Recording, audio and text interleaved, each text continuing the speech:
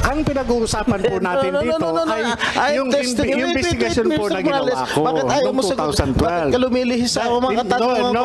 Huwag kang lumihis. Bahagang nagkainitan sina Senator Jinggoy Estrada at dating Philippine Drug Enforcement Agency o PDEA Agent Jonathan Morales sa pagpapatuloy ng investigasyon ng Senate Committee on Public Order and Dangerous Drugs kaugnay ng umano'y nag-leak na PDEA documents na nagdadawit kay Pangulong Ferdinand Marcos Jr. sa illegal na droga. Ipinasusumite ni Senator Ronald Bato de la Rosa ang buong kopya ng CCTV video na inilabas ni Morales na usapan nila ni Romeo Enriquez na dating taga-PDEA at Eric Santiago na dating taga-National Police Commission. Nagpuputok yan. Nagkausap kami. Sabi ko, kuya, masalibugod yan. Nag-aaway ang Duterte at Marcos. Okay? Huwag kang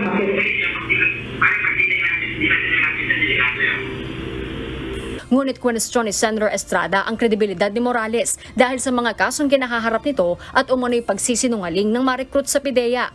Mr. Chair, how can we be sure if the video that is going to be presented before the committee is totally unedited?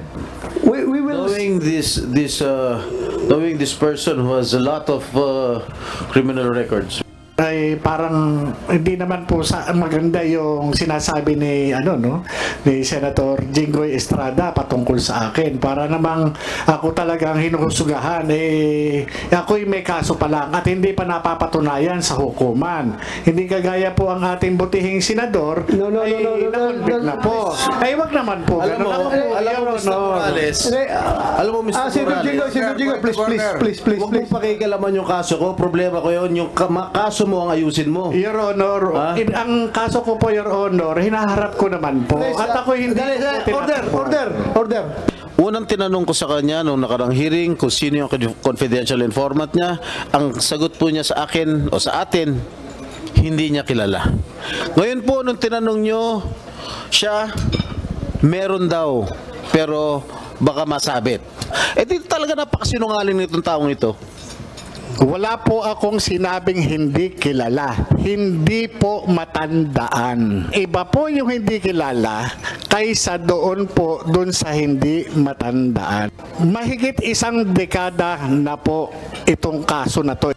Namagitan naman si Senator De La Rosa at pinabura sa records ang unang naging sagutan ng dalawa. Humingi rin naman ng tawad si Morales sa nangyari. Iniharap naman ni Senator Estrada si dating PDEA Director General Dionisio Santiago bilang kanyang surprise witness. Alam mo, huwag kang magagalit, Jonathan. Ang tawag ng mga kaibigan namin sa iyo, STL. Professional storytelling a liar. Nanindigan naman ng PDEA na wala sa record ang sinasabing nag-leak na dokumento at hindi rin umano sinunod ni Morales ang standard procedure sa paghawak ng confidential informants. Samantala, ipapasapina naman si dating Executive Secretary Paquito Ochoa sa susunod na pagdinig matapos hindi makadalo matapos umanong magpositibo sa COVID-19. Binigyan ni Senator De La Rosa ng 1 linggo si Ochoa para makapagpagaling. Si Ochoa ang itinuturo ni Morales na umano'y nag-utos kay dating PDEA Deputy Director General Carlos Gadapan na huwag ituloy ang operasyon noong 2012. Kung hindi pa rin siya mag-attend, baka warrant of arrest will be issued by the Senate. Kung hindi siya magpakita, kung nandito sana siya, baka tapos na itong hearing na ito. Dumepensa naman si Senator De La Rosa sa naging pahayag ni Senator Estrada na iwasan ng komite ang umano'y paglilehitimo sa mga kasinungalingan. Kaya nga tayo nagkakaroon ng hearing to hear everyone para pakinggan natin sila. Wala po tayong hidden agenda dito. Itataya ko ang buhay ko dito sa hearing na ito as far as objectivity and neutrality is concerned. Naghain naman ng panukalang batas si Senator Francis Tolentino na layong mapatawan ng parusa ang mga maglileak ng classified information. Isasagawa ang huling pagdinig sa umano'y PDEA leaks sa May 20, 2024. Hardin Delgado, UNTV News and Rescue. Diyos ang aming sandigan, serbisyo publiko ang aming pinahahalagahan.